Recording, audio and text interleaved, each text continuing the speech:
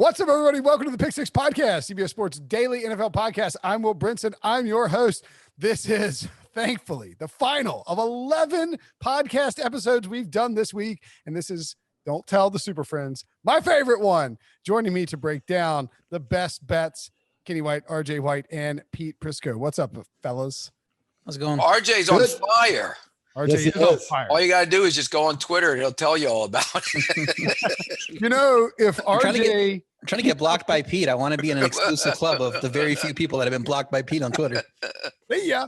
If RJ stays this hot, Jonathan Coachman's probably going to have him on the Early Edge podcast, a brand new podcast powered by Sportsline that we just launched as part of the CBS Sports Podcast Network. I believe it launched yesterday. I think that Larry Hartstein was on there doing In Emory.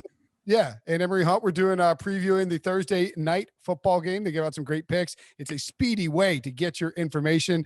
Jonathan Coachman and a cadre of Sportsline handicappers will break down the biggest games of the day. Every episode is 10 minutes or shorter and in your feed by 11 a.m. Eastern. It's like the Pick Six Podcast, but the opposite because it's no. 10 minutes or shorter. I said, like, but the opposite. Yeah, but you're like you could not do it. One question would be 10 minutes out of your mouth. And he'd have to go fix his garage door right in the middle of it too. My gosh. Hey, look, there's leaves out back. I got to go rake. I'll be back in a second. Look, a squirrel. EK, we averaged 52 minutes a show in November, according to Debo. EK once asked me to do, he's like, would you be interested in doing he didn't ask me. He was like sort of tossing around like a daily, like quick hitting podcast. I was like, nah, you don't want me to do that. It won't work. It'll end up being 30 minutes long. And then that's not what you want. So don't ask me to do the micro podcast.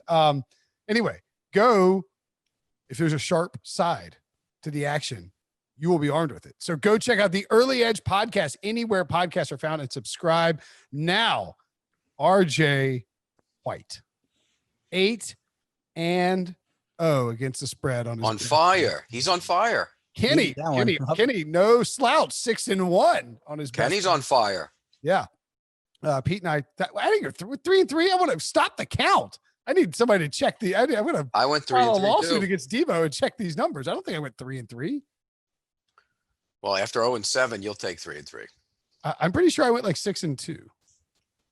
But Debo, he's calling you out, Debo. That is not the case, Will. I omitted a game from your record because you explicitly said only pick the Lions. You said the Lions if Kenny Golladay plays. I'm going to RJ is a fair and a part of that's this. what RJ, he said. Should that count? That's what he said. That's what he said. Add Pete's Broncos pick back on. He didn't say if Kendall Hinton is starting at quarterback last week. Fair to me. It's a little different, isn't it? Sounds all fair to me. Take wins off of both these guys. I'm good with that. Look at RJ. RJ's just running away with this thing all of a sudden, right? I mean, he's at 49, 37-3 on the season. I'm at 42, 42-1. Kenny, 41, 28-1. Fantastic. And Pete still rolling right along at 45, 30-1. So I'm limping back here. My percentage is still the best. Yeah, Pete still got me. I'm not running away with anything. That's why I wanted to tweak him on Twitter. That's why RJ picked 62 games so he can catch me. If you get them all right, pick as many as you want. That's right. Wow, there he is. There he is. Twitter bragging RJ. All right, let's dive in. Let's pick out some winners. So just so you know who to tail there, RJ's feeling it. And if you want RJ's picks, and Kenny, do you put picks on Sportsline too? Yes, he does. RJ and I are 1-2 right now. You are 1-2. I saw that. Yeah, I saw that earlier when I was. We've been battling for the last. By the way, I do have to say this. As good as I've been doing on these best bets, I've been doing just as bad with the full slate at expert picks. It's really weird. I'm picking the right ones here, anyways. You know what you know what your record is. You know what it is in the on the expert. It's terrible. It sucks. Yours isn't much better, dude. I wouldn't sit there and brag. I think I'm like right at 500. And I've had two of the. I was 4-10-1 last week, and then this week I think it was 6-9. It's still. I think it was 10-4 last week or something. I was really good last week, the last 2 weeks. Anyway, let's get into the games because we got a lot to cover before we have to cut you guys loose early. Somebody asked in the iTunes Apple Podcast reviews, by the way, they're like, why did the two dudes leave? Like, why do they bounce out of there? And the reason is that when we record this on Thursday, it runs right into Kenny and Pete doing hits on CBS Sports HQ. So if Kenny's like, all right, guys, see ya, it's because Kenny really does have done some of the bolts. Hey, that's them. I got to go. Kenny away, like it'll be in the middle of Pete talking. Kenny's like, bye. At the Packers, I got to run. See ya. I text the producers. I'm like, could you at least wait till like 5:55 to call Kenny? Look, I'm not on those like 6:15, and they start calling me at 6:05, 10 to 6. It's ridiculous. All right, let's get to the games of Vikings-Bucs. What a game. Vikings are in the playoffs if they began today. Of course they don't. 6-6, and the Buccaneers, I don't think they're going to miss, but if the Vikings pull off an upset here, it would make things very interesting. Bucs minus 6.5, over under 51.5. Pete, what do you think about this game?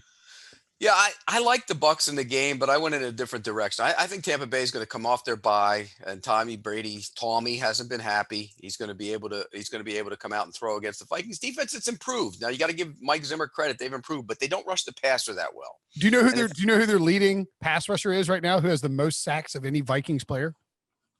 It is, and I do know this. It's Yannick Ngakoue.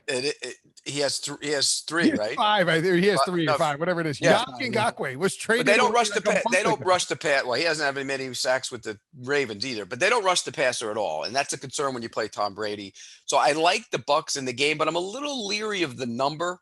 So I'm gonna take the Bucs in a teaser. That's the open part of the teaser. I'll tell you the back end of it when we get to that game. I'm on the same page as Pete completely. I have the Bucs as part of my teaser this week. Minnesota's won 5 of the last 6, but they didn't cover in any of the last 3. Tampa's recent losses were the better teams. I think that late season bye is really going to help Tampa with old man Brady at quarterback, and they should be good in this matchup here. That Minnesota defense, they've been playing better lately, but they just gave up 31 to Dallas, 27 to Carolina, and 24 to Jacksonville. Averaged 380 yards in that stretch. So they're still not great. I mean, they're playing better, but they're not great. Minnesota's offense ranks well, but they played a lot of awful Ds. Just listen to those teams I just mentioned, and it's tough to run against the number 1 yards per rush defense in Tampa Bay. So I think Tampa covers here, but I'm going to be a little safer. 6.5 is a little too much for me, so I'll make it part of the teaser too. Yeah, I'm taking the 6.5 with Minnesota. I only made this game 4. I've not had a extremely high rating on Tampa Bay all year long, and have upgraded it here and there. But Minnesota, I think, is improved. Defense is getting a little bit better. Kirk Cousins has played great 4 of the last 5 games. He's 4 points better than average quarterback. Three of the last 5, he's been 6.5 points better than the average quarterback. So Cousins seems to be picking the offense up. Dalvin Cook in the lineup and running the football has been great. They're, RJ's right. Maybe the defenses they played against aren't great, but they did get 5.5 yards of play against the Bears defense. And that's pretty good. Everybody else, though, they've been almost over 6 yards of play. I think there's enough here in this offense, this coaching staff, and the importance of the game. And RJ said they won 4 of their last 5.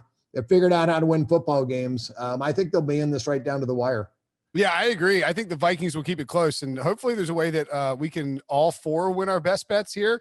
And I actually think it's possible, and I think it ends up happening because I got the over in this one. And if you look at the Vikings so far this season, they've only scored less than 21 points twice in a game. And they are, despite want to be run heavy and they want to use Dalvin Cook, they will use him in the passing game. And I don't think they'll be able to run against Tampa's defense. You cannot attack Tampa by trying to pound the ball at the middle. You can, however, attack Todd Bowles' defense by getting Adam Thielen in one-on-one man-to-man coverage against Carlton Davis and letting him carve him up with routes. Carlton Davis is a proven corner, but Adam Thielen's a stud wideout, and Justin Jefferson might even be the rookie of the year, even over Justin Herbert. I know that's crazy, but he is playing out of his mind. I think Kirk Cousins will attack these guys through the air, and worst case scenario, they're playing catch up and throwing the ball a bunch. We've seen them get back in games. I think they'll score a bunch of points. I think this goes well north of 55 into the 60s. I think the Vikings keep it under the number, but my best bet is to the over. We could all win. That'd be kind of fun, wouldn't it? We all have different bets and we'd still win. Saints -7 at the Eagles, Kenny. It's the Taysom Hill, Jalen Hurts Bowl, just as everybody expected when 2020 started. We would at some point see Jalen Hurts and Taysom Hill. My kind of quarterbacking. Yeah, I can't wait. Wow. That's what I want. Ugh. Amazing. We talked last week about Taysom Hill not being, even an average NFL quarterback, and they squeaked out another win, 21-16. They've gone under 5 straight, and this defense is playing great for the Saints. Not a good defense for Jalen Hurts to be going up against, because even as bad as Carson Wentz has looked, I don't think Jalen Hurts is as good as Carson Wentz. So this team has gone under 5 in a row themselves, or 6 in a row now. We've seen the offense has been putrid. I don't see how it improves just because of Jalen Hurts. I think this is a really strong underplay. So I went under 44 here. I only made it 37.5. I'm also all over the under, same points. Saints had 7 straight overs to start the year, and then they cashed 5 straight under. So this defense has completely gotten back on track. So I don't see that this defense is going to wilt against a rookie quarterback and a shaky offensive line. So I do think New Orleans is going to win this game. 7's a lot though, so that's why I'm making it my other part of my teaser, teasing it down to -1. That D should also be used to Hurts' style of play. They practiced against Taysom Hill, so they're not going to be taken aback by a running quarterback. New Orleans won 9 straight, has Kansas City next. Maybe it's a caught napping, spot, and they come out flat here. But because the Philadelphia defense has been playing well, like Kenny said, they cashed 6 straight under. So under I love, and then Saints part of the teaser with the Bucs. I like the under as well. I didn't put it in as best bet, but maybe we'll put it into the parlay because I do like it as well. Why not throw Jalen Hurts to the Wolves? I mean, my God, the way this defense is playing. Here you go, Jalen. Your offensive line can't protect you. You're going to run for your life. This pass rush has been all over quarterbacks. I don't understand why they're doing it. In this game, I think it's the right decision. I would have done it in this game, though. I think it's going to look bad for him. But I'll take the under. But I would lean – I don't have a best bet in this game, but I would lean to the Saints. I just don't see how the Eagles are going to score points against that defense. I love the under here. And just for the record, RJ, I sent my picks in before anybody. I sent my picks in early. I'm not copying anybody's paper here. I know you guys like to accuse me of it. Never see your picks. They just poof out of fear at a mid-air. Well, first of all, this is a bet that I think if you are listening to this podcast on Friday morning, go ahead and get it in now. I think this line will close somewhere closer to 40. And you're talking about 2 quarterbacks who are going to run the ball a bunch. I mean, that's just what they're going to do. The clock is going to be moving. There are no explosive downfield playmakers. Don't rat me out, Debo. There are no explosive playmakers on the Pete. If you want to go to YouTube, it's amazing. It's amazing. And watch Pete try to read a screen. Well, I mean, I can't. That thing is about that big. Anyway, running quarterbacks, no explosive playmakers downfield for the Eagles. And we saw in that Kendall Hinton Taysom Hill game. First of all, that game went way under. I'm not saying Jalen Hurts is that bad or anything, but it would not surprise me if the Eagles got a double-digit lead, and just rolled out the Latavius Murray train and just fed him for the rest of the day. That's what they did against Denver. Philly, a very good team against the run, but at some point, these guys are just going to feel the brunt of everything they're dealing with. I don't think Hurts gives them a spark against one of the premier defenses in football. Give me the under. And, of course, make it the first leg of the Pick Six podcast parlay to the next game. Ravens at Browns on Monday night? Monday night. Excellent. Ravens -1 at the Browns, Pete, over under 46.5. Your thoughts on this game? I'm going with the Ravens. And again, this is one of those games where you have a team that's feeling pretty darn good about itself, and give the Browns credit. I was on the wrong side of that game last week in a lot of ways. I don't think that they're as good as they look last week. I think the Ravens are starting to get guys back. They're getting healthier, and that's going to matter, particularly on the defensive side of the ball. And I think if you can, limit it's a run game. That's what this is going to be. Whoever stops the run game. And I think the Ravens have a better chance to stop the Browns run game than the Browns do of stopping the Ravens. So I like the Ravens to go in there and win this game outright. And I think they're going to show people that they're still dangerous down the stretch because the schedule's favorable. They'll get into the playoffs and be a dangerous team. Cleveland stopped Derrick Henry last week, so they can at least stop some type of run game.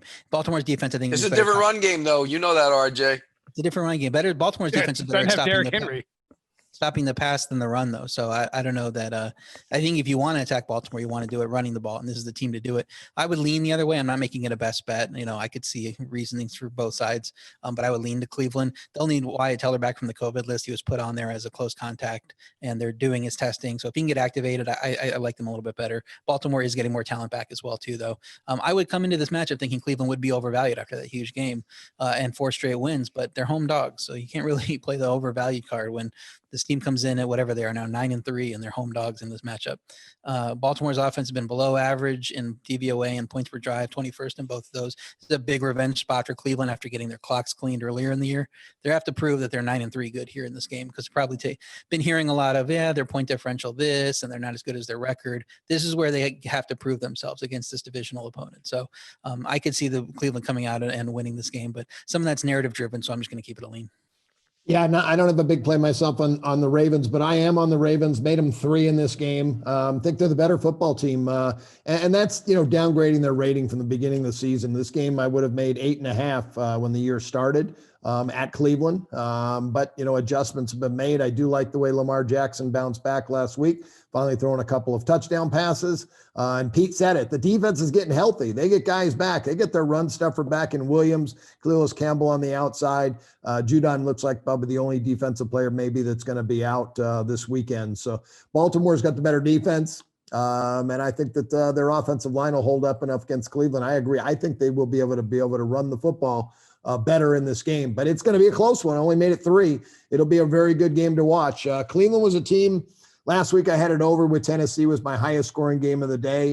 Gave out on Sunday on CBS HQ. You gave it out on Friday on this podcast. Yeah. And the thing when I talked about was Baker Mayfield had 3 straight games, or Cleveland did, where they had wind and rain, and they scored 6, 10, and 22, and then they busted out with 27 against Jacksonville and 41 against Tennessee. So that offense finally really showed what it was able to do. I think this will be maybe another high-scoring game. Ooh, interesting. I think most people will lean towards the under, probably, same sort of thing that Pete talked about last week, where you think about the 2 running teams. So yeah, that was a bad pick. Yeah, that was.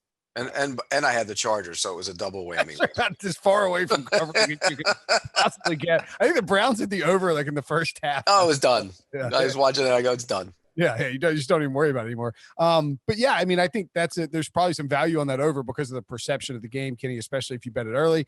To me, you look at this game, you're like, the Ravens are free money, and that means I'm not going to take it because it looks like a stinky pile of cheese, Pete. I think, and I just dove headfirst into it. Yeah, just bathed in that fromage right now. There's something about this game that gives me the willies, and I don't want. I'm sure I'll bet it once Monday comes around. And I like probably some of the rushing overs in terms of props here, but for now I'm going to pass on a best bet. Would lean towards, I guess, towards the Ravens. Steelers at Bills. Bills minus 2.5, over under 46.5. Kenny, your thoughts on this primetime Sunday night game? Yeah, I'm going to use this kind of like I use in college football with teams with big expectations for the year, and they're undefeated, and then all of a sudden they lose a game. The next week they're just not prepared. They're just lose themselves. It doesn't happen as often in the NFL because you don't really get those type of streaks, and you don't get those, and you don't need to be in the top 4 to be in the NFL to make the playoffs. So. But that being said, Pittsburgh's got a lot of injuries on defense. This is a banged up defensive team, still banged up on offense. The offensive line is banged up. They're just starting to come apart a little bit, and maybe a little overinflated. Buffalo, I like the way they're playing right now. They're just playing really good football. So, I laid the 1.5 with them. I think it's up to 2 or 2.5 now in Buffalo, but I think it's another bad spot for Pittsburgh. And the last spot was horrible. It was horrendous. And I fell into it, not realizing it. They just ran out of gas in the second half on 4 days rest, beat up team with a lot of injuries. Still, they still may not be ready for this game. So Pittsburgh drops to 11-1 after starting the season undefeated, and they go from 2.5-point favorites on the look ahead to 2.5-point dogs. That seems like all the value is sucked out of Bills. I love the Steelers here. Steelers are a best bet for me. Revenge spot after Buffalo won in Pittsburgh late last year. That was the loss that started them on their 3-game losing streak to miss the playoffs. Windy game. It's supposed to be windy. That should help Pittsburgh in their short passing game over Josh Allen's big arm. Pittsburgh's offense getting James Conner back just in time to face a Buffalo rush defense that's 28th in yards per carry. And Buffalo's facing the best defense in the league, even with those injuries. They're number 1 in DVOA and points per drive. I still think they can have excellence because they have good depth there too. And they're coming off their only loss of the year. I think they'll be more mad than flat here. So yeah, I like the Steelers. It just seems like there's so much value on them after the 5-point swing off the look ahead. I don't love this game, but I'll tell you if I like it 2 minutes in, because if the Bills come in and they don't let Josh Allen play up tempo, I know it's windy, 20 miles an hour, but he can handle that. If they don't let him play up tempo like he did the other night, they have no chance in the game. So I will let you know about 20 minutes into the game if they're going to have a real chance to win the game. I think they're going to let him loose. I think they're going to let him throw the ball around. I know it's windy. He's the one guy that can rip it through the wind. So I'll take the Bills. I don't love it. It's not a best bet, but I will take the Bills. Is it supposed to be that windy on 22 miles? That's during the day. Yeah. Nighttime is supposed to be down. So this is Sunday night. Like 17, 18 last time I looked, but Wait, Yeah, is it in Pittsburgh? Sunday night. I'm looking right now. Sunday night game. Yeah. So 12 o'clock. miles on Sunday night. So it's way down. It's about 10 miles down. Wow, that's 12. that arm. That ain't going to bother that arm. 12 is fine. 12 is nothing. Yeah, 12 is nothing, but that park maybe a little bit windier in Orchard Park than it when you're looking at Buffalo's weather. Orchard Park's a little bit more out in the open areas, and it does get a little windier there than it is in the city. Okay. Yeah, that erector set allows wind to go right through it. Well, yeah. So keep an eye on that wind. That certainly could impact it. Look, I tend to agree with RJ in the sense that this feels like a complete overreaction to what we saw on Monday night with the Bills looking fantastic and the Steelers, losing to the Washington Football Club. But one of the things that Washington, like if you're going to beat Washington, Pittsburgh moved the ball pretty effectively against Washington, just dinking and dunking and dinking and dunking. I don't think they're going to be able to do it as easily against Buffalo. I think Buffalo's back end is playing really well. Pete, you either tweeted about this or texted us, and I don't remember which one it was, ahead of last week and said that Buffalo defense is playing much better. I think you maybe tweeted it. And you were right. That defense is coming on strong. And if they play, they're still little though, and here's the problem in this game: they're little, and you can run on them. But the Steelers haven't run on anybody. Steelers can't run. The Steelers' run blocking has been awful this year. They've been great pass blocking. Yeah. They've been terrible run blocking. So it kind of takes away the advantage that they have, I think. Well, and then the other thing for the Steelers that is their big advantage is that they can rush the passer.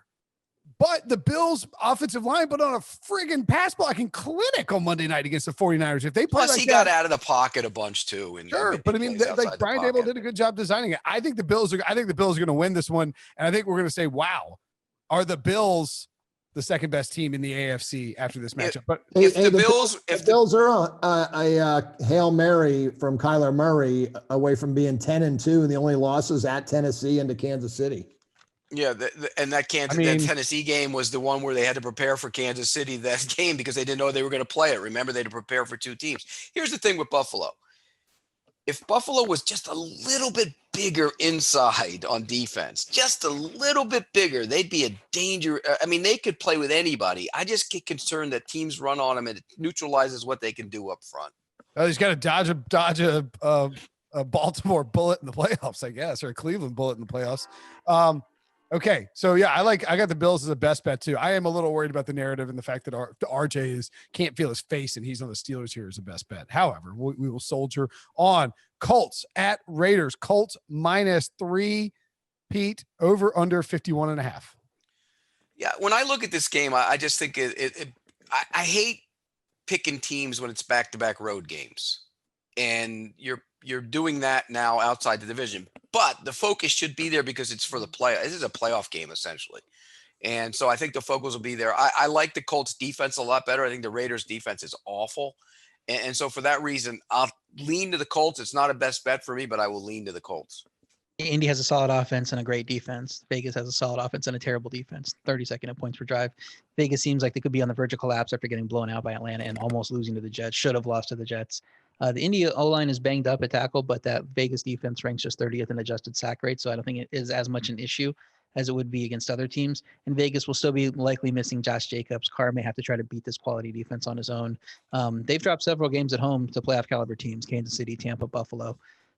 Indy's going to be the next one, so I have the Colts as the best bet. I'm over in the game, over 51, and the Raiders this year 9-3 to the over. One of those games that went under was one of those windy, rainy games at Cleveland. The other one of the other unders where they scored 6 points in Atlanta and were sleepwalking that game. So this is a team that can score. They can put points on the board. I like what I've seen out of Derek Carr. He fits into John Gruden's offense. They're clicking, and it's been mentioned several times. Raiders defense, not very good. So Indy, I think, has their way with them offensively, but I think the Raiders have enough firepower to keep up in this game, and over 51.5 for me. I don't mind the over. I got the Colts as the best bet, though. Look, the Anthony Costanzo back at practice this week. There's a good chance that he plays. This is Jonathan Taylor. This is a Jonathan Taylor breakout game coming. I've been talking about it for the past 3 or 4 weeks. He had one really good game, then went on the COVID list, comes back, has another very impressive game last week. I think he has a monster outing this week. And when you look at what Indy does defensively, I don't think it's good for how Derek Carr likes to play. I think they'll contain Henry Ruggs, and I think they don't give up anything to tight ends. So if you neutralize Darren Waller, you have Darius Leonard roaming around, neutralize Darren Waller, all of a sudden, what are they going to be working with? Even with Josh Jacobs back, I'm just not worried about it. I don't think that Oakland. I don't think Las Vegas can hang, and the Colts are gonna rumble here. Titans at Jaguars. Titans -7.5. Over under 53. Kenny. Yeah, I like the Titans here. I've laid some points. I laid the points last week with the Raiders. I just thought after their poor performance against Atlanta, they'd have to come out and be ready to play against a weak team who I thought may have, played their biggest game of the week before that against Miami. But the Jets played well. The Raiders didn't. And I thought, can't lay points on the road with a bad team. But laying points on the road with good teams, I think, is fine, especially when they are playing bad teams. And Tennessee's a very good football team. Right now, tied to the division lead, a big game. I think this offense has really started to roll, and that Jacksonville defense is bad. And I think Tennessee has their way. I just don't see Jacksonville putting anything into this, being able to anywhere stay close to this number. I made it 13. I was kind of shocked to see it 7.5, but you know what? People laying points have not done well this year. And as I said, dogs are covering 57% of the time. But I think this is a game where you see the favorite come out to play. And the reason you can't make it that high is because Jacksonville's offense has been serviceable with Landon scoring in the mid-20s for each game. This is their easiest matchup yet because the Tennessee defense is terrible. 32nd in third down success rate, 31st in red zone success rate, 28th in points per drive. It is a good spot for the Tennessee offense to bounce back after getting embarrassed last week. I think they will score a ton. But I wanted to lay the 7.5 and bank on that Tennessee rebound, but that backdoor is going to be wide open with this defense. So over is a safer play for me. My best bet's over 53. Over's 9-2-1 in Tennessee games this year. The 2 losses were that week 1 field goal disaster and Chicago failing on third down in that game against Tennessee, where they just couldn't get a third down to save their lives, even though Tennessee was historically awful on third downs. So we should just expect Tennessee to go over in basically every game, I think. I think this game goes over as well, RJ. And, Minshew scored 30 on Tennessee. Minshew. The man was benched. They could talk all they want about his thumb injury. He was benched. And Mike Glennon's terrible. They're going to stay with him the rest of the way. So I think they can score some points as well. That's how bad Tennessee is. But I would lay the points if I had to, just based on history. They've always had problems, with Tennessee dating back to their infancy. So I would lay the points, but I think the over is the better play. Over's the best bet for me too. Kenny, you like the over at all here? Or do I do. I like the over. Definitely. Right, I'm on board with that. I made it 57.5. What is the total? 53. Yeah. So, I don't love it. I usually about a 5-point difference from me is where I play. So it's right there. It's right there. You said 2.5, or you said sides is like 3. No, there's 52.5s out. Oh, yeah. All right. Well, let's put the over in the parlay because I think it's a slam dunk. Yeah. Tennessee can't stop anybody. There will be no Mike Glennon disrespect on this podcast, Pete. My friend Mike disrespected him. What? I just disrespected him. Do not disrespect my good friend Mike Glennon. Did you remember the text when he got sacked last week? What did he say? The neck hit the deck. Oh yeah, the neck. You're just giggling about that text. That is my neighbor, man. He's my boy. Look, he's a huge upgrade over Brandon Allen or Jake Luton. Sorry, not Brandon Allen's in Cincinnati. Jake Luton, yes. Yeah, huge upgrade over Jake Luton, and definitely an upgrade over Gardner Minshew too. He you might not think Mike Glennon is great, and he's not going to be a Hall of Fame quarterback, but he is a serviceable NFL backup, and that is better than what the Jaguars have been. I agree. And by the way, the receivers are thrilled that he's playing. Just sure. FYI. I think Tyler Eifert catches a touchdown in this game if you're looking for some 5-1 odds on anytime TD. And I think Glennon keeps it within the number. This is a shootout. The over's a slam dunk. So let's toss it in the parlay. All right, one more game to get to before we cut Pete and Kenny loose, I guess. Packers -7.5 at the Lions. Over under 55. Pete, this game should be a good reminder that I won't be paying you until I paid, by the way, 2024. I paid my FFT fees. So you just send me my money, or I'm sending a couple people up to say hello to you. Rocco. I know Rocco and Guido. They're friends of mine. Oh wait, Pete, you're not leaving quite yet. You get to hang around for a minute. No, I do. This isn't one of my best bets, but I would lean to a couple plays here. I think the game's going to be high scoring. I think this goes over as well. Neither team is great on defense, and I think both of them can score. But I would lean to the Packers minus the points. I think that offense is rolling. I don't see the Lions even coming close to stopping them. So my lean would be more to the over, and I like the Packers, but neither one's the best bet. I'm in the same spot as Pete. I lean to both of those. Green Bay had 488 yards of offense in the first meeting, including 259 on the ground. Should be name your score for the Packers. I won't rule out a backdoor cover there, but 7 and 9 of Green Bay's 9 wins were more than one score. So I think they should be able to cover. I think Kenny's a little stronger than us on both of those. So I'll defer to him on the rest of it. Yeah, well, my strongest one is the over. I made this total 62, and you guys brought up the points. Why? Green Bay's offense is rolling right now. They're playing good football. Detroit's defense extremely poor, and that's why Patricia got fired, because they can't stop anybody. They got captain comeback Matt Stafford, and he can put points on the board. He can throw it around. He's going to be able to score on this Green Bay defense. So 62 is my number. Over is a good play. Again, I'm going to lay the points on the road. I think it's a good teaser team. I'm probably going to tease Green Bay and Tennessee, but I'm Green Bay and over. And sorry, they're calling from Sportsline, so I got to go. Oh my gosh. I'm in though. All right, Kenny. All right, Kenny had to duck out, but you know what? Credit to the producers. They waited till 5:54 to give him a ring. All right, so let's make the over the third leg of the parlay. That's good. Yeah, I'm fine with that. Okay, because I agree. I think and by the way, I forgot. By the way, Debo, you counted wrong. I looked at my best bets. I was 4-2 last week, not 3-3.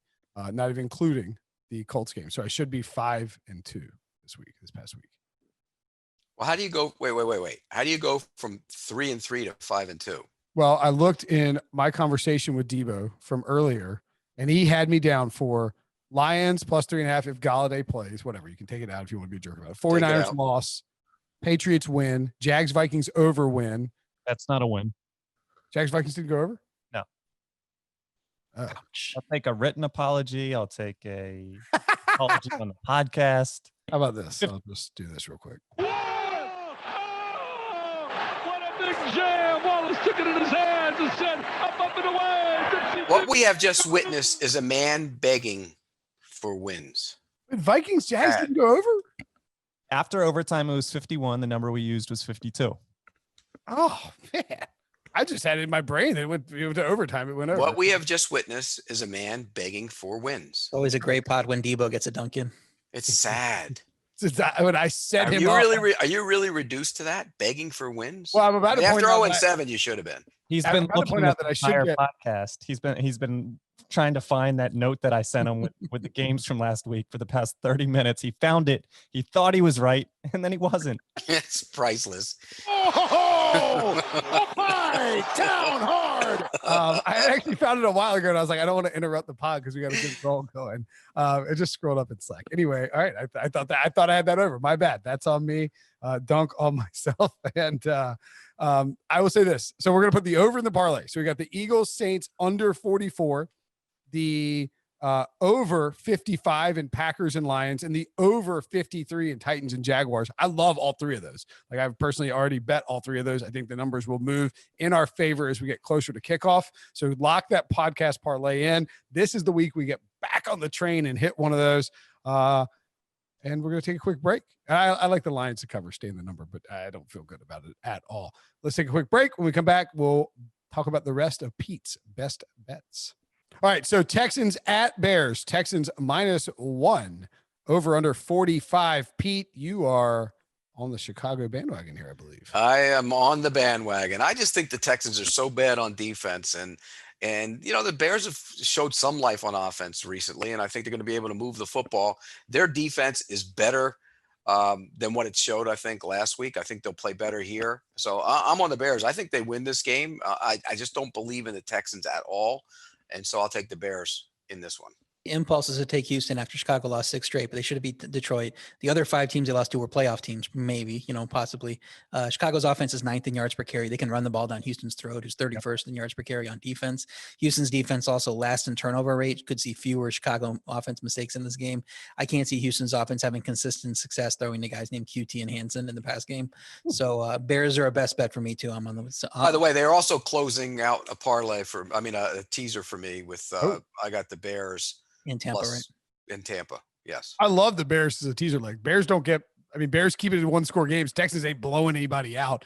And I think if you're trying to lock in props over before Sunday rolls around, David Montgomery over rushing yards. I would take that and put that in stone. Anything under 75, I would bet. I think he gets a 100-yard game here against the worst rushing defense in football. Jonathan Taylor, lock in his over rush yards too. I would lean Bears here, but don't have a best bet on it. One other note before you move on. Deshaun Watson's never played in under 40-degree weather as a pro. This is supposed to be low to mid-30s. So this is going to be a new experience for him, even though he's been in the league for 3 years, 4 years, something like that. I don't know that he's ever played. They're done. They're packing their bags. And don't forget that that Sports Illustrated article just came out about how completely dysfunctional Jack Easterby has made the Texans right now. Maybe that helps. That won't matter, but I would just say it's something. You know what matters? Normally I would say they got their reservations for Cabo, but nobody's allowed to go anywhere, so I don't think they're coming there. Well, and you would say Deshaun Watson, revenge narrative for the Bears passing him on it, but he already got the revenge because the Bears have Mitchell Trubisky. So they got their eyes on sitting in their house for the next 6 weeks. Yeah, they're thinking about going hunting in a duck blind. Cowboys. Speaking of revenge games. Cowboys at the Bengals. The Andy Dalton revenge week is here. I cannot wait for this game. It's a 1:00 game on a Sunday, Pete, in Cincinnati. Andy Dalton returning home without Joe Burrow, his successor there, who he has to beat. He can just come in and throttle the Bengals if he wants. It's so great. He is going to go off in this game, I think. He is going to go off, and the Bengals are going to score points because anybody can score points against that Cowboys defense. Boy, did they quit the other night against the Ravens. Just quit. They weren't even trying to tackle people. They're terrible on defense. The Bengals aren't good on defense. Andy Dalton actually looked pretty good the other night. I think he's going to chuck it around, play loose, play free. This game is going over. That's one of my best bets, is over the total in this one. No best bets for me. I would lean to Cincinnati. Dallas is 2-10 against the spread this year, including 0-6 as favorites. Why are you making them more than 3-point favorites against anyone, especially with that terrible defense? Since he is terrible at quarterback, but Dallas has given up 2,014 rushing yards in 12 games. That's not an over-exaggeration. More than 2,000 rush yards in 12 games. Since his run game isn't good either, but Dallas D is so bad at defending the run, it's not going to matter. They can still rack up some rush Why yards. is his total so low, by the way? That's the only concern on that. Yeah, I think it's the Cincy offense with those quarterbacks. I think they don't trust Cincy to score points even against this terrible defense. But I don't think you need a quarterback in this game. Just run it 30 times and you're going to score 30 points. Yeah. So I think that's fine if you want to go that way. But my lean would be to Cincy. Yeah, I'm looking to see if there's any sort of weather really quick. No, it's going to be 44 and cloudy. Yeah, that over is a good play. That's a low number. You need to get 20 from Cincinnati, but that is certainly viable against the Cowboys' terrible defense. I would lean towards the Cowboys here. I think Andy Dalton goes nuts. Maybe the play is even, and you can't do this for best bets, but for people who are betting purposes, maybe you go Cowboys team total over. Then you don't have to worry about what Cincy does. You know what I'm saying? Right. Because you don't want to have to. Nobody should have to trust Cincinnati to score any points. They are friggin' terrible. But like RJ said, it doesn't really matter who plays the score against that defense. They're terrible. I agree. Falcons at the Chargers. Falcons -2.5. Pete, the over under 49. Yeah, and I'm on the over on this one too. I just think that what happened to Herbert last week, and I watched that tape today. Boy, they did a lot of really good things, and he struggled a little bit with dissecting it right away. The Patriots did.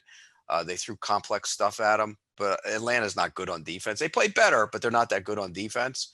And so I think Atlanta will be able to score on the Chargers. And I think that the Chargers will be able to score in Atlanta. So my lean is to the over in this game. Look ahead Best bet, actually. Look ahead here was Chargers -1. So it's moved to 3.5 points, and not based on anything the Falcons did. Falcons got their butts kicked by the Saints, even though the score was close at the end. I love the Chargers here plus 2.5. Market's sick of the Chargers 0-6 ATS run. I think it's a great value. 4-8 Atlanta teams shouldn't be favored on the road. Their D's been better since the coaching change, but Herbert's one of the better quarterbacks they'll face during that run. You beat Chargers defense by running on them, but Atlanta's 31st in yards per carry, and Atlanta now knows the playoff hunt's over after 8th loss. Pete was saying, book the vacation because it's time to go. And I think this is one of their games where they can give up now. And I think Chargers are going to play hard for Anthony Lynn. There's questions about him as a coach after how they came out in that game, but I think that they like him. He seems like a player's coach, and he seems like a guy that they want to play for. So I think Chargers are going to come in and win this game pretty easily. Yeah, I think the Chargers are wildly undervalued here. I mean, this is a desperation game for Anthony Lynn. You got to win this one. Plus, good news is he's going to focus specifically on handling the special teams, which means he won't be worried as much about in-game decisions, which means there's less mistakes for him to make. That should add a point or two to the spread right there. I like the Chargers in this game to win it. I think Herbert has a huge game against the Falcons defense that's been better, but I don't necessarily think can contain the high octane offense that he brings to the table. Okay, Pete, by the way, two other best bets that I had that I didn't get to because I got to go run is 49ers and the Dolphins. 49ers and the Dolphins. Pete with a Thanksgiving or Christmas style buffet going on here. Yeah, it's a buffet. Yeah, it's a platter. I tried to take the RJ school of getting scared. 22 games. Getting scared. He's smelling footsteps. He's hearing. Hey, footsteps. Let me tell you, as bad as mine have gone lately, I'm probably going over in this one. So, Buda Baker. Buda Baker. Oh yeah, you're DK Metcalf. He's Buda Baker. DK Metcalf. Yeah. All right, Pete. Thanks, buddy. All right, guys. See ya. Yeah. All right, RJ. The Flotsam has departed. Oh my God, there's so many daggum games this week. It's beautiful. It is beautiful. There's 6 4:00 games, and they're all in the right slots. No Tuesdays or Wednesdays or nothing to worry about there. We can have a normal week. Hopefully, we'll see. I mean, it comes out Friday. Who knows what's going to happen in the next 12. Knock on wood. I know. I just got texted. Somebody texted me a link to PFT just wrote about scientists predict third coronavirus wave in Tampa Bay just in time for Super Bowl. Yay. How fun. Remember, people, stay inside. Isolate. Yeah. Wear a mask. Yeah. Do the smart thing at Christmas and the holidays. That's my PSA. I know some people don't like it. I don't care. You can go see your parents, but just, don't need to go sit on Santa's lap. Chiefs and Dolphins. Chiefs. I don't know why I issued that PSA there. Chiefs -7 at the Dolphins. The over under 49. RJ. Obviously, you're gonna gobble up the chalk here and take the Chiefs, right? Pete's best bet is the Dolphins here. I don't have a best bet. I would lean the other way with the Chiefs. You're right. Miami's offense looked better versus Cincy, but they're coming off playing two of the NFL's worst teams. It's a big adjustment here going against the Chiefs, even with a great pass defense. Don't know how they slow down Kansas City. I don't think it matters what kind of pass defense you bring in against Kansas City. They're going to throw it all over you. Chiefs has completely outplayed all three opponents since the bye, despite their close scores. I don't think they covered in any of those games. All those scores were close, but you look at underneath the stats, they just beat the tar at all those teams. Kansas City's defense is vulnerable to the run, but Miami's offense is 32nd in yards per carry. So Tua's going to have to step up in this game, and Tua ain't hanging with Patrick Mahomes. Patrick Mahomes had a great quote about Tua's ahead of where he was in a certain aspect of his game, knowing what he has to do on offense or managing the game, that type of thing. He's ahead of where Patrick was in his first year. I don't think in a sense that he's on the field. Sure. Yeah. I saw that Mahomes first year and there's no way Tua was ahead of, there's nobody in the league that's ahead of where Patrick was in his maybe he meant Patrick Mahomes' rookie year. Yeah, no, I think he meant playing in the game. So I'm just not he's going to do that. He's a competitor, but I mean, they're all, camaraderie between quarterbacks, and he's going to give props to the guy that he's playing. He's never going to talk down anybody. So you got to understand that, but yeah, Mahomes should go off in this game. So I would go to the Kansas City, but big number on the road. I'm just not comfortable doing it. So it's just a lean. All right. Now he did say my first year here. So I don't know, but who knows what he meant. That's nice of Mahomes to say that. Nobody believes you, Patrick. But thanks for saying it. I lean towards the Dolphins. I don't really love anything here. I think this could I think we could see maybe the Chiefs come out and try to run the ball because that Dolphins secondary is really good. I just don't know. I'm too scared to know exactly what the Dolphins will do. I don't know what the Dolphins are going to do defensively in terms of who are they putting on.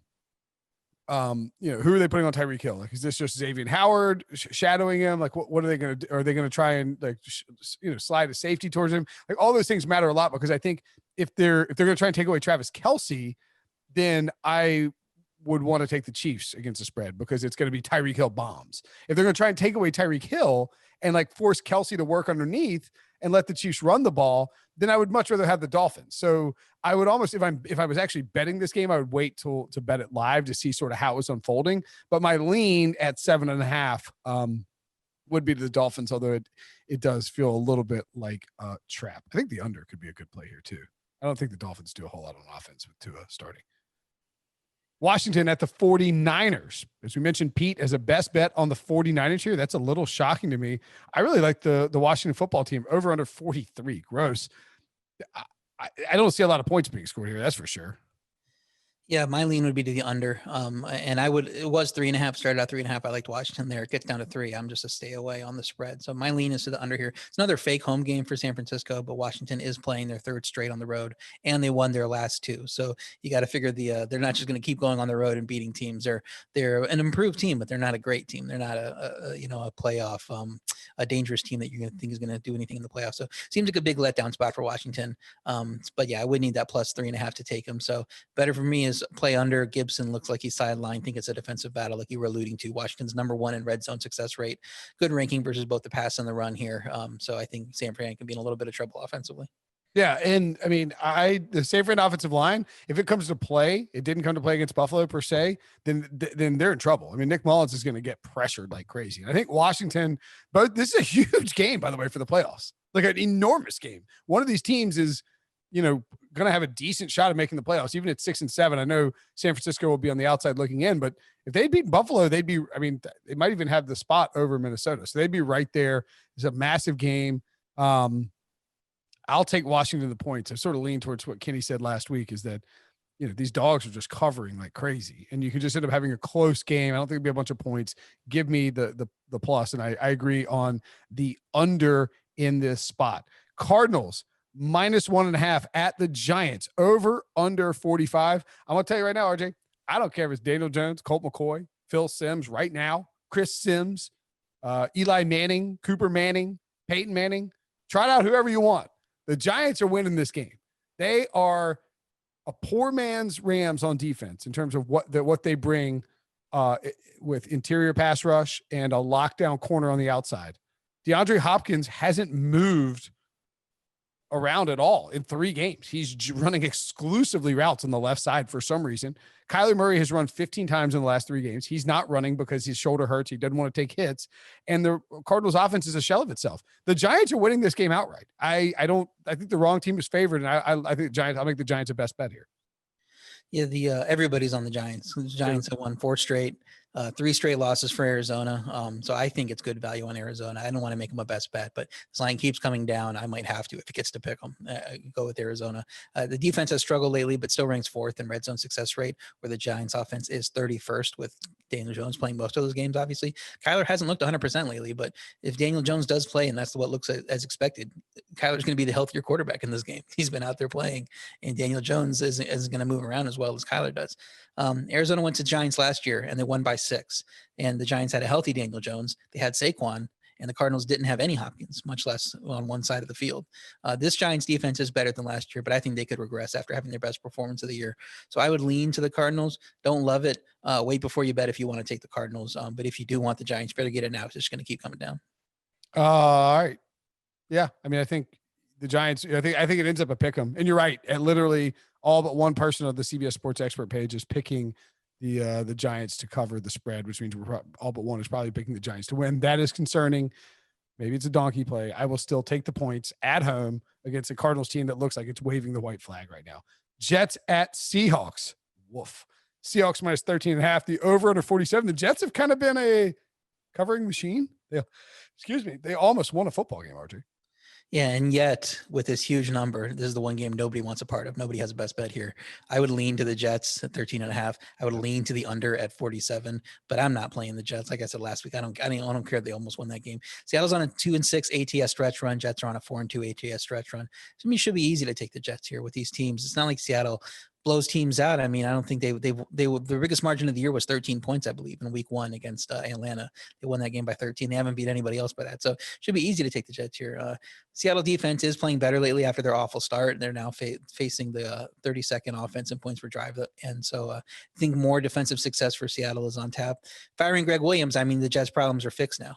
But at least it shows they're not deliberately tanking, because if that play was called for a tank job, then they wouldn't have fired him. So maybe they are trying. Maybe they will win one. If you like the Jets, that at least should give you some faith. That's the reason I jumped off the Jets after taking them that week, that they looked like they weren't trying and they were tanking. As I couldn't take them anymore. So yeah, take Jets if you want them, but I'm not putting money on them. Yeah, I think I'm gonna take the Seahawks. I was writing my picks and I was dead set on taking the Jets because we talk about all these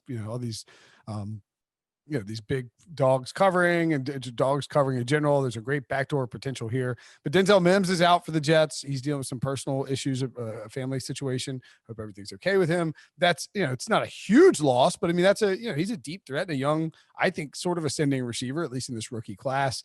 And you can't, so they ran the ball really well against the Raiders. You can't do that against the Seahawks. Seahawks are much better rush defense. So I don't think that's how the Jets will win. Plus, there's a narrative here, RJ, where the Seahawks just lost the friggin' Giants at home. Like, that was supposed to be a freebie to get them right back in the race. Now they're chasing the Rams. Everybody's writing them off. Russell Wilson has been shot out of a cannon out of the MVP race. He's no longer even involved. I mean, like, he's the third favorite according to Vegas, but no one is mentioning him as an MVP. People are off the Seahawks. And I think this is the perfect spot to get right. We talked about this on the DFS podcast with Frank Stanfield yesterday. The Millie Maker has come from whoever's playing the Jets, like 3 of the last 4 weeks. So there's Mahomes and then Derek Carr last week. Russell Wilson's an elite quarterback. They can't slow down DK Metcalf. He can name his price in the passing game if the Seahawks choose to do that. And I do think, for as much as they slowed things down, they've struggled offensively a couple of games here, I think it's time to let Russ cook again. And I think he takes the Jets to the kitchen and puts them in a stew pot and puts up a big number. I hope so. In our Dynasty Fantasy League, I got Russ. I just missed out on the bye. We have 1 bye, and I'm in second place. So I am just missed out on the bye. Did you see how I made the playoffs, even though I didn't start a quarterback? Yeah, I saw that. You had three starting quarterbacks on your bench, and you went with the one that wasn't starting. I'm terrible at checking my line. I set my lineup. Like, the Dolphins said they were going with Fitzpatrick against the freaking Bengals, and then they went with Tua. What are they doing? I mean, it's on me. But still, it's annoying. Are we playing in that league? I don't know. I can't remember who I was playing. I'm like you. I knew to go and set my lineup right away, and then hopefully I can get around to checking it before Sunday. I'll get out of town. No, I'm playing Dave Richard, who has a name. He has a cuss word for his name in this Dynasty League. It's very off-putting, to be perfectly frank. Anyway, I will take the Seahawks. I hope the Seahawks go bananas. I hope you win your matchup and the Seahawks go ham. What is your name of this? Are you OB? Yeah. Oh, you got Heath. Ooh, Russ versus Mahomes. That's spicy. He's gonna crush me, I'm sure. You got to play Derrick Henry and Mahomes this week, and Corey Davis. Have fun with that. And Melvin Gordon at Carolina. But he's got to play Tim Patrick and Devontae Booker. So who's really in trouble here? You do have a little stack here, though. You got Russell Wilson and then Jamison Crowder on the comeback there. Mm-hmm. So like a reverse stack. You can hang with him here. It says Heath is 18-point favorite. Even though Heath I'm the went number 6 and 7 and made the playoffs. What's that? Heath went 6 and 7 and made the playoffs. I guess so. I mean, I'm not looking at it too closely, but I was a 2nd seed and didn't get a bye, and now I'm sure got to play the Mahomes team in week 1, so that's not going to work out great for me. That is not ideal. Yeah, you went 11-2 and didn't make the playoffs. And I lost last week by 0.04 of a point. It was like 176.84 to 0.78 or something crazy number. I mean, I got Saquon on my team. Like, I can't believe I made the playoffs. I mean, I really should have tanked and ended up with some crap. Anyway, we're babbling on about Yeah, we got one more game. It was off the board when Debo sent the line, so we didn't put in any picks, but it is on the board right now as of Thursday. Panthers are 3-point favorites at home against the Broncos. Over under is 45.5. I'm going to flip the script here. Brinson, what do you got in this game? I don't think I have a best bet on it, but I love the Broncos in this spot. I can't believe they're dogs. Carolina's missing everybody. They're ravaged by COVID. Christian McCaffrey, Matt Rule said on Thursday, is not expected to play. Robbie Anderson might be the lone guy out there. I think DJ Moore is already ruled out. And the one thing the Panthers don't do very well is stop the run. That's all the Broncos want to do. This is a Melvin Gordon smash spot. He's going to go nuts in this game. And I don't understand why the Panthers are favored by 3. I don't think Denver's necessarily good, but I could see whoever is quarterbacking for him, I assume it's Teddy Bridgewater, struggling against a pretty good Denver defense, especially if they're missing all those players. And then you have Denver able to pound the ball down low. I don't think there'll be a ton of points in this game, but I'll take the Broncos as a dog here. Live dog. Yeah, the Panthers started out, I believe, as 4-point favorites. Christian McCaffrey was supposed to be back. There was a lot of COVID news, I think, early in the week that a lot of players got put on COVID list. Not necessarily with testing positive. There was a type that they could get their close contacts traced. And there was a report out there that the Panthers are concerned that whoever is the player that sort of caused the outbreak, like the initial guy that caused the outbreak was like at a gathering he shouldn't have been at. And so I would assume that that's creating a lot of uncertainty around the locker room. This game could be played on Tuesday. Well, yeah, it's not quite an outbreak because it's not a situation like the Ravens had where 2 or 3 or 4 people were testing positive every day. It's just I think we had the one positive test we knew about, and then a lot of close contact tracing got put on the list. So some of those guys could get cleared. We could see guys like DJ Moore, Curtis Samuel maybe come back. I don't know if DJ Moore is going to be healthy enough to play because he was dealing with an injury. So yeah, this game is just kind of still in flux. They did put it back on the board. Now it looks like McCaffrey's out, so it's down to 3. It's probably going to keep going. I'm on your side. I would probably lean toward Denver. Their pass offense isn't good, but they are running the ball well lately. And Carolina's defense is 24th in yards per carry. If McCaffrey does come back, it's going to inflate the value, and then you take Denver. But I expect him to get ruled out, and probably want to get it at 3 now if you're going to get it. I don't have it as a best bet either, though. By the way, one more piece of news. There's buzz around the office. The entire office, CBS office, is talking about the fact that Pete no-showed his video hit. So he blew us off, bolted the podcast, and then no-showed his video hit. This guy is just making up excuses to skip work left and right. Unbelievable. I hope. Sounded like he had camera problems, though. So, I mean, maybe that's just what it was. Yeah. He literally just ripped me for always having excuses like the garage door leaves. And he's like, I got camera problems again. What do you know? Camera won't work for the old man. Shady, I say, RJ. Shady. Okay, so our parlay for the Pick Six podcast parlay. Saints, Eagles under 44.